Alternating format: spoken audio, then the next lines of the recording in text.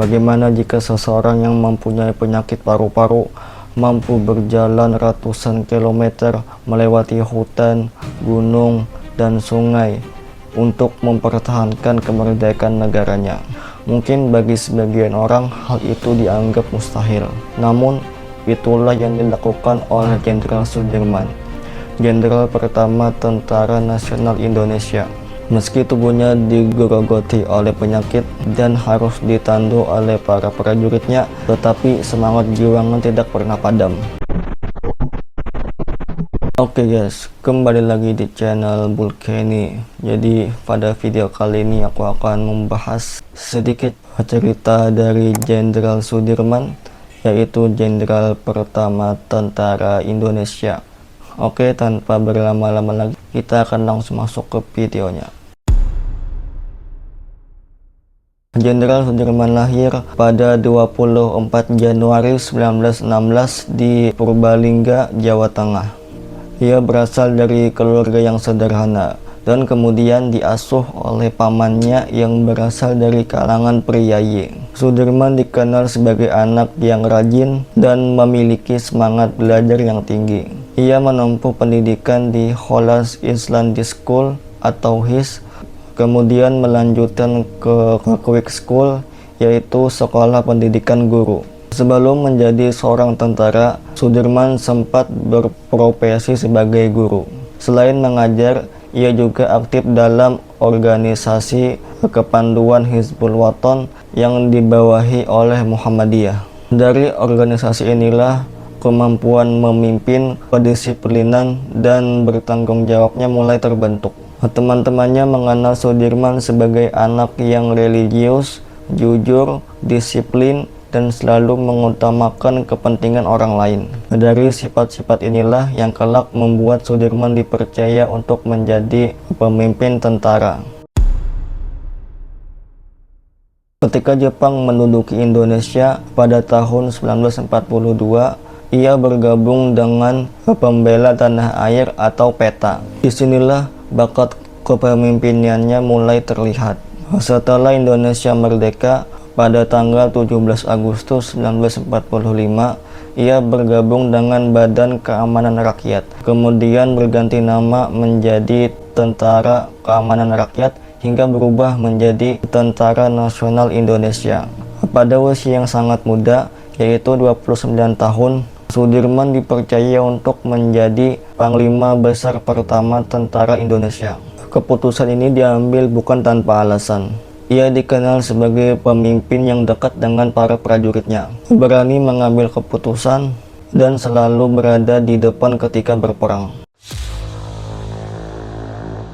Salah satu keberhasilan terbesar Sudirman adalah ketika peperangan Ambarawa pada akhir tahun 1945. Saat itu, pasukan sekutu yang diboncengi oleh Nika mulai kembali ingin menguasai wilayah Nusantara. Sudirman memimpin prajuritnya dengan strategi pengepungan berbagai arah. Strategi tersebut mampu memukul mundur para penjajah dan menjadi salah satu kemenangan penting dalam mempertahankan kemerdekaan Indonesia. Atas keberhasilan tersebut, nama Sudirman mulai dikenal di seluruh Indonesia. Ia dianggap sebagai pemimpin yang mampu membangkitkan semangat juang rakyat Indonesia. Perjuangan terbesar Sudirman terjadi ketika Belanda melancarkan agresi militer II pada tahun 1948. Saat itu Belanda berhasil menduduki Yogyakarta yang menjadi ibu kota negara Indonesia. Banyak tokoh yang ditangkap, termasuk Presiden pertama Indonesia yaitu Soekarno dan Wakil Presiden Muhammad Hatta. Namun, Jenderal Sudirman menolak untuk menyerah. Walaupun dokter menyarankan untuk beliau istirahat karena menderita penyakit tuberkulosis yang cukup parah, namun Sudirman tetap memimpin pasukannya untuk perang gerilya. Dengan satu paru-paru yang tidak berfungsi secara normal, ia memimpin perjalanan lebih dari 7 bulan melewati gunung, hutan, sungai, dan desa-desa di Jawa. Karena kondisi kesehatannya, ia juga sering ditandu oleh para prajuritnya. Meski demikian, semangatnya tidak pernah luntur. Dari hutan ke hutan, ia mengatur strategi, memberikan perintah kepada pasukannya, dan memastikan perlawanan terhadap Belanda masih berlangsung. Perang gerilya tersebut membuktikan bahwa negara Indonesia masih berdiri dan mampu melawan. Strategi tersebut membuat Belanda mengalami kesulitan.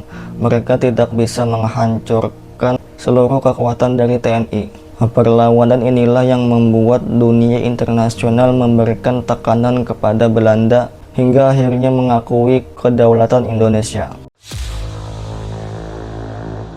Jenderal Sudirman bukan hanya dikenal sebagai pemberani di medan perang. Ia juga merupakan sosok yang sangat sederhana. Ia selalu makan bersama prajuritnya, tidur di tempat yang sama, dan tidak pernah meminta perlakuan khusus dari orang lain. Baginya, seorang pemimpin harus menjadi seorang teladan, bukan hanya perintah. Ia juga dikenal sebagai orang yang sangat religius. Sudirman selalu menekankan bahwa perjuangan harus disertai dengan doa, keikhlasan, dan keteguhan hati. Nilai-nilai inilah yang membuat Sudirman bukan hanya dikenal sebagai seorang jenderal, ia juga dikenal sebagai pemimpin bangsa. Jenderal Sudirman wafat pada 29 Januari 1950 pada usia 34 tahun. Meskipun usianya yang sangat muda, jasa dan pengorbanannya meninggalkan warisan yang besar bagi negara Indonesia. Namanya kini dijadikan sebagai jalan utama di negara Indonesia, universitas, dan berbagai tempat khusus lainnya. Namun, warisan terbesarnya bukan hanya bangunan dan monumen. Warisan terbesar Sudirman adalah semangat pantang menyerah. Ada beberapa nilai penting yang bisa kita dapat dari beliau. Yang pertama, cinta tanah air dan patriotisme. Yang kedua, keberanian menghadapi tantangan.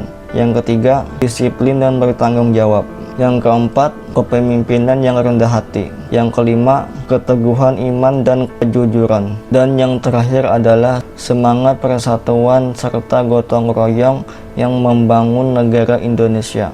Nilai-nilai tersebut masih sangat relevan untuk diterapkan oleh generasi penerus bangsa.